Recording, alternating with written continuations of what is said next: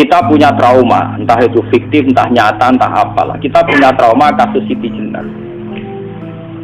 Orang yang mendalami la ilaha illallah secara intensif, ya, entah itu disebut kalimat sodo, bosululuk, boseloko, mbah kono pokoknya.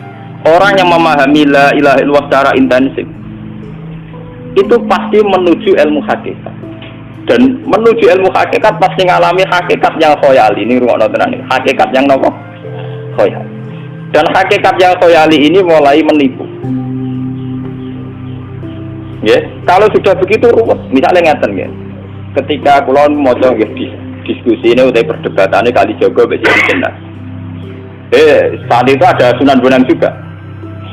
Kamu sujud pakai apa kali jaga? Ya pakai jasad. Dari Siti Jenar. Daging kamu itu hanya onggokan daging. Nanti itu jadi bangkai. Dan setelah jadi bangkai itu habis. Kamu nanti ditulis Tuhan tidak termasuk yang sujud. Kebuah yang mbok sujud itu bentek. Mikir kan juga. Rugi ke sujud mbek bathuk mbek tangan. Jasad sampeyan bentek. Ora ono sing crito kowe nak sujud mergo jasad itu mbok sampeyan dadi bang. Lah nek ngono sujud ning hakikat ora usah bathuk, ora usah tangan, ora usah sikil, yo rohom iku lho kon sujud mbek pangeran. Nak sujud mbek fisik ku rugi wong fisik sampeyan. Mikir kali itu. Orang bolak-balik kali Jogo mantan wali preman terus jadi pusing. Siti Jenar tahu belajar tak tahu paling Irak. Jelas yang bilang gak datang orang menangis. Wah, ini menjadi perdebatan. Sehingga keyakinannya kayak Siti Jenar, la ilaha illallah itu ya wahdatul wujud itu, innalillahi wa inna ilaihi. Selama ini kalau orang syariat misalnya, orang syariat itu kalau ada orang mati, misalnya Kak Ruhin mati, ini aku kan muni innalillahi wa inna ilaihi raji'un, saiki Ruhin wis mate itu baliknya pengen. Itu cara orang hakikat kan salah besar. Orang mati itu tidak ada, cara ilmu hakikat dan orang mati itu tidak ada. Roh ini tersiksa di alam fisik, jadi ruh ini tersiksa di alam fisik, karena ketemu ning jasade Ruhin, tersiksa itu. Aku apa mangane kudu kerja piring Jepang tersiksa roti. Adol roti mau tersiksa. Misalnya kiai pemangan udah kudu pidato 2 jam bareng tersiksa. Roti kenapa? Tersiksa. Mergo ora butuh mangan, ora butuh ngombe, tapi gara-gara melok fisik. Paham ya? Lho ini tenang. Dia kenapa rai bener. Lah kula boten. Zaman betul itu guru waras maksudnya. Artinya waras secara akademik karena ada referensi, ada marojek, ya. Waras secara hakikat. Kulo nu mau merasake sampean wis ilmu hakikat. Artinya saya juga ngalami ilmu hakikat. Lan ketika ini sekarang hikam, wong ora tau mukasafah ora usah jadi ulama.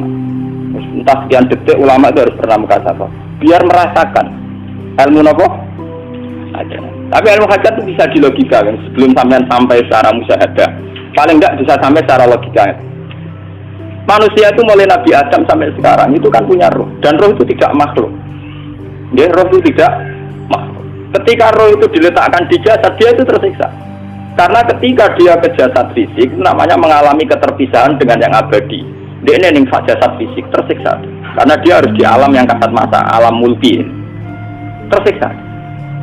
Ketika dia tersiksa, melok ruhin, akhirnya pemangannya kangelan, akhirnya lesu mangan. Padahal roh tidak butuh mangan, perlu dicatat roh juga butuh. Ora butuh gunung kidul barang kendra ora butuh rapi. Paham ya? Ora butuh putus cinta, ora butuh pegatan, ora butuh macam-macam. Paham? Tapi karena dia nemplek jasad sing butuh mangan, butuh rabi, butuh wedoan macam-macam. Akhirnya roh tersiksa. Suatu saat kalau roh ini dalam bahasa manusia mati, dalam bahasa manusia mati. Ini hakikatnya roh itu tidak mati, dia kembali ke habitatnya. Ini disebut innalillah. Kita ini dari awal ya dengan Allah. Wa inna ilaihi juga kemudian nanti kita pasti kembali ke Allah. Dan itu diyakini betul oleh orang wahdatul wujud. Jadi kalau roh mati itu ya tidak ada mati. Terus sekarang itu kembali karena sudah lama mengalami keterpisahan mergo melok fisik-fisik dari ono kerja dasinan, ono nggo proposal ruwet roh melok. Paham itu? Kita di roh napa melok roh. Ya roh ya tersiksa aku ora butuh mangan, ora butuh proposal bocah ngalor. Itu tersiksa. Makanya dalam cerita-cerita Jalaluddin Rumi yang otentik di kitab-kitab begitu. Ketika beliau mau meninggal, muridnya itu nangis. Dari Jalaluddin Rumi, kamu jangan nangisi saya ini mau pesta, saya ini mau pesta perkawinan. Kamu tidak merasakan penyesalan saya ini lama menyesal karena harus hidup bersama kamu. Terus saya ini tersiksa karena ngalami alam yang rusak, yang fana. Alam yang fana.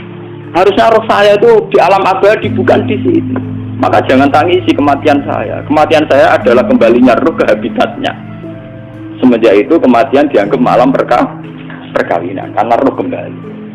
Walhasil meniku cara ilmu tasawuf bahasa Arab jenenge wahdatul wujud, kena Jawa Yogyakarta Solo keadaan itu jenenge manunggaling kawula. Mergo sing rawan ngono rugen, soalnya niku tak terangno detail. Jadi batuk mesti iki buku sujud kan niku sampeyan ilang. Dadi seksine serawat nomor cara teorine sinten Siti? Rugi kowe.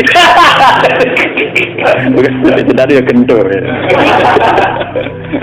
Lah kali coba mantan preman jak debat terus ora ngono kok terus tak pateni kowe. Lah debat iki ora iso. Premane kumat.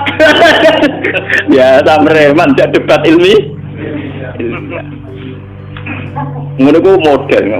Kali Joko yo ora salah, bisa sing dina Umar nggih ngoten. Soal Umar sahabat top. Lah jak debat atau milih patenane ya Rasulullah. Gak iso dene ilmiah. Mantar preman pasar ukat terus jadi sahabat top debat yang milih mate. Ada wonten cerita wong Yahudi jalur keputusan Nabi bareng wis diputusno Nabi cek mamang ndak tenang keputusane ngono dalam sengketa duniawi.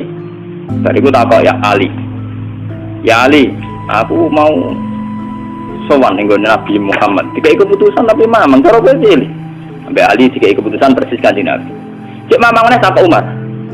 Apa malah aku mau singgone Muhammad, singgone Ali, kayak keputusan kok mamang, mar. Cara kowe piye? Urusan kowe. Entah ini deh. Entah dia melebut buat apa? Uang diputus Nabi ora mar. Buat mati. Weh. Mereka mantan apa? Cara mantan intelektual kan ya wajar nggak uji kok percaya Nabi. Kan bareng cara Ali wis gak percaya wis kandhane. Ora percaya Ali tak ada. Lah ora apa patene. Ya wajar wong Yahudi kok percaya Nabi, nak percaya ora itu Yahudi Muslim. Ali itu Gus Dur. Ada Gus Dur itu piye tenang. Ali nang ngoten watake ngoten. Nasibe padha. Ali itu ilmuwan yang jadi presiden gak sukses. Sing niru Gus Dur. Mergo ning dina negara wong pinter mimpin ra sukses. Wong pinter gampang maklumi. Lah misalnya kita jadi kiai wong pinter. Saya santri ini pacaran. Maksud itu jangan ada cerita besok. Wah ruwet. Terus malah dalil dinalina tubuh syahwat minan. Iya bodoh tanpa pelaturan. Paham ya? Ruwet dah. Mulane jogeman, iki kiai pinter teman-teman itu jogeman. Sing biasa wae ana syariate sithik-sithik. Sing kamane ana santri pacaran tersinggung, ana santri nakal tersinggung. Sing ana rasane lha donya ana napa? Nah, guru kula nu urusan ilmu semi hakikat. Mon ini. Sehingga kayak Siti Jenar, cara pandang Siti Jenar itu masuk betul ning gone pemikiran para santrinya. Kados Ki Ageng Pengging, siapa masuk betul karena masuk akal. Cara mereka napa? Betapa tidak ada artinya fisik ini.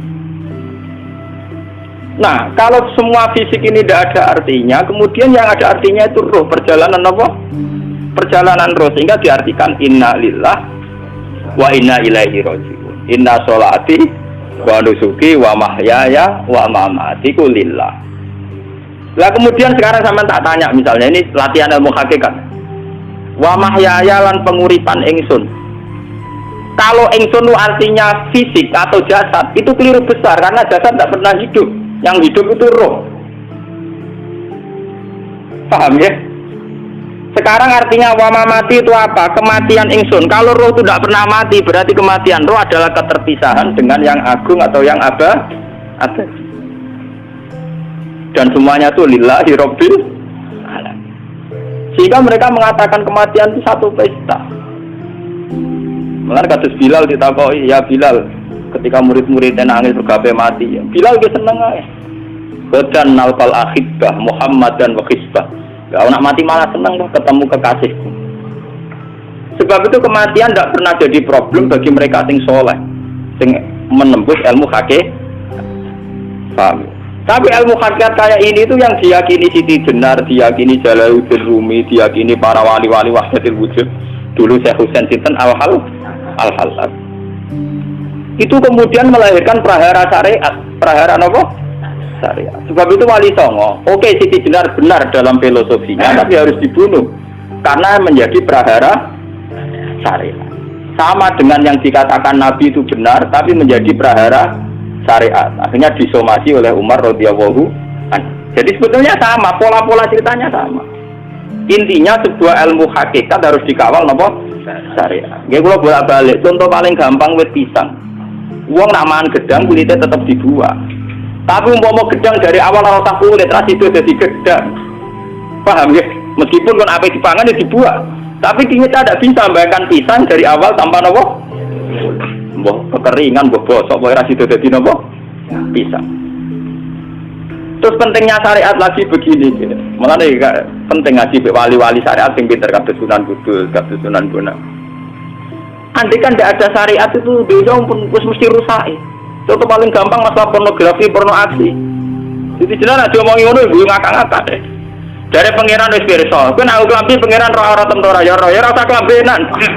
Wong ora ana gunane.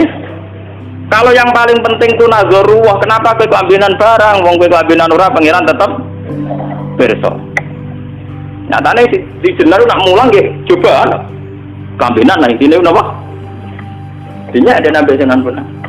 Nah, aku percaya kabeh nazarullah, ora usah napa? Klambenan. Tetapi teori ora usah klambenan iki dinggo tenan. Mulane nek pas wiridan aliran sesat ciri utama. Kira klambenan tenan. Lah ruwet to. Lha iki tenan iki cerita. Iki pentingnya ngaji nggih. Ben sampean ngerti variasi riwayat, kemudian kita orang syariat harus kayak apa, kemudian kenapa menjadi aliran wahdatul wujud. Lah terus kita ini ya, kita ini kan orang syariat. Memang kalau manung syariat itu akeh kok sampean-sampean siji mesti ra kramat. Modele ora di duwe bingung. Urip wong syariat lho apa? Dineng bojo wedi, dineng tangga wedi, pengaruhe menurun. Pancen orang syariat itu banyak kriminal tauhidnya itu memang jelas. Malah kiai-kiai peken nak ketemu kiai-kiai sing setengah jaga wedi mergo iso nebak atine. Ndekne meriang ngono. Sing kiai ora tau salat keramat padahal ngambungan wong. Sumudina salat pas waktu kok ora tau keramat. Wong ape buah tang tanggane keramat apane? Sing kono ngawur-ngawur sowan pirang. Meriang oleh syariat ngadepi wong hakikat napa? Mulane jogeman gitu dadi wong syariat sing ngene iku bahaya. Aku mboten ngarah. Sampai dadi wong syariat sing ora keramat. Bahaya sekali itu bagi perjalanan agama. Kalau sering ketemu kiai-kiai yang terkenal keramat di Juwaduk tiang-tiang hakikat. Ditantang kanca-kanca kok wani, nah tantang aku tetep rawani kok. Mikir deh. Karena orang yang sama-sama ke jalur hakikat tetap punya alamat, tetap wonten simahum fi wujuhi min atharis. Cara pandangnya mesti sama. Kalau nanti ketemu murid, ya artinya yang ikut aliran Siti Jenar, dia ada sholat, ada apa, hidup di satu tempat gitu. Padahal dia bisa baca dia dulu pernah mondok di Mekah, pernah di Irak. Itu ya meresahkan para kiai. Kemudian sebagian mereka minta saya suruh ketemu. Ya bang hasil kalau ketemu pertama gitu. Jelas Gusba. Tapi zaman Rasulullah itu pernah arani muka sapa. Gitu biasa mawon. Kalau lara usah kenal jenengan gitu kenal. Jadi kalau biasa mawon. Lalu pernah ngajar ajaran nih. Saya legus ning dunya tak enteni mau turun enteni mati ngono legus kok repot. Ijaban kula terus enak. Sampai ada wong hakikat wong enteni mati bareng. Ya mati yo saiki iku. Terus ngenteni saiki padha-padha wis napa? Wis mati. Ya saiki wis padha-padha wis urip. Wis padha kabeh. Nah cara ilmu hakikat kan terus sama semua. Napa? Sama semua. Tadi makanya itu tadi. Kalau baleni malagi, logika hakikat itu begitu ya. Roh itu ditiupkan oleh Tuhan ke kita. Kemudian roh karena ikut alam fisik, alam jasad, roh ngalami yang kita alami. Ya. Ketika roh ngalami yang kita alami, dia tersiksa.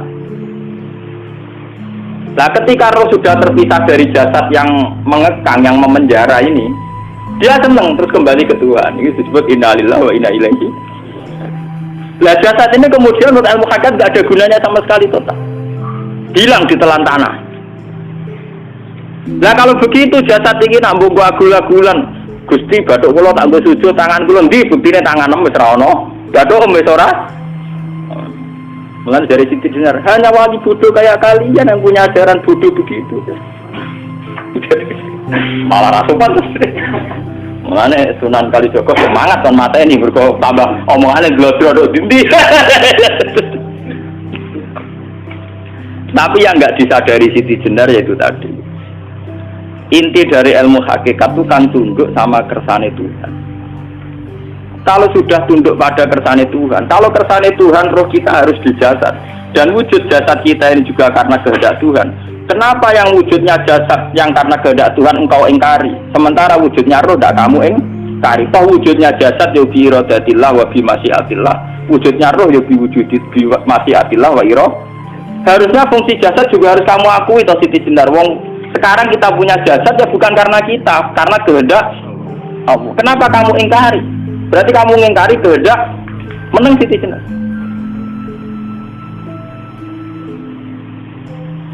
Makanya hakikat yang pertama saya itu pasti khayal. Lah Siti Jenar itu hakikatnya baru yang sampai khayal itu. Jika dia tersesat. Sebetulnya kalau sudah hakikat beneran itu tidak perlu khayal begitu. Artinya perlu khayal jasad kita sing senajan ora ana gunane ini. Tetap piye wae wujudnya karena kehendak Allah. Juga kita harus terima. Apapun kekurangannya, apapun kenaifannya, ironisnya harus kita terima. Ini sebagai bentuk penerimaan kita pada masyiatil. Begitu juga keadaan roh kita sebagai penerimaan atas masyiatil. Meskipun ada teori-teori roh yang lebih valid misalnya begini. Kanjeng Nabi itu suatu saat ininya terputus karena perang Uhud. Itu Kanjeng Nabi dia dolanan drijine ini. Napa cara niki napa jari jemari ini Nabi putus. Dia dolanan. Jadi Nabi sendiri kadang sering ngajarkan ilmu hakikat. Hal lagi illa usbun udmiyat wa fi sabilillahi ma laqitu. Kowe ora trimo fisik, bentuk fisik jari jemari sing ditetir berdarah. Tapi nak kue fisabilillah wis balik ning habitatem. Jika kenapa para sahabat itu ketika dicincang, ketika putus tangannya, putus kakinya, sahabat yang usul ke ilmu hakikat itu malah senang. Karena jasad kita ini kan ila sabilillah menuju jalan Tuhan. Sekali dia sudah terluka fisabilillah itu sudah menemukan formatnya. Cara teori Sino sudah menemukan formasinya. Paham gitu? Orang kok malah ngeluh itu berarti goblok kita ngeluh, paham tak? Paham ini apa? Jadi, makanya Nabi ngertikan ya itu sudah ketemu formatnya. Ketika rohnya para syuhada nanti kembali ke Tuhan ya ketemu formatnya lagi. Itu disebut wala taqulu lima yuqtalu fi sabilillahi amma. Dia tidak mati sesuai formasi awal, yaitu roh kembali ke Tuhan dan jasad ikut mengawal. Nah itu Nabi kadang ya pakai ilmu hakikat begitu. Mulane kula bolak-balik matur, kula nunggis mulai umur 20 tahun nopo pinten. Kula ngasih ini gak ada penyakit dan ekstrim penyakit saya. Sampai saat ini kula nak ngobatno ndak lebih 50%. Karena saya tetap berpikir. Misalnya cara syariat kan berubah, tapi cara hakikat apa betul keberadaan saya di alam ini penting. Sehingga aku kepengen urip tak bela-belani ngantek atusan juta. Jangan-jangan penting mati ikut timbang uripku. Lah nak ngono lha apa tak bela-belani? Entek atusan juta. Jadi misalnya kita berobat ya mau ya dari nabi kan berobat ya berobat. Pokoknya kita Islam masih mau geruduk kadang orang paham. Sekali kamu mengamati dengan sisi hakikat, coba sekarang sampean pikir, coba sekarang nggak pakai logika hakikat, pakai logika syariat saja. Saya ini misalnya asetnya 10 juta, misalnya, saya punya aset 10 juta. Tapi misalnya aku rugen awan atau dipengaruhi di masa depan soalnya, kalau kulo kan soalnya secara teori di masa misalnya kulo rugen, artinya kere di duit 10 juta aset. Tujuan saya sembuh kan supaya aku iso sembuh sehat, engkau iso kerja untuk anak. Tapi karena saya sakit nanti operasi tidak 10 juta. Operasi tidak 10 juta. Wong aku repair mesti iso marisi anak.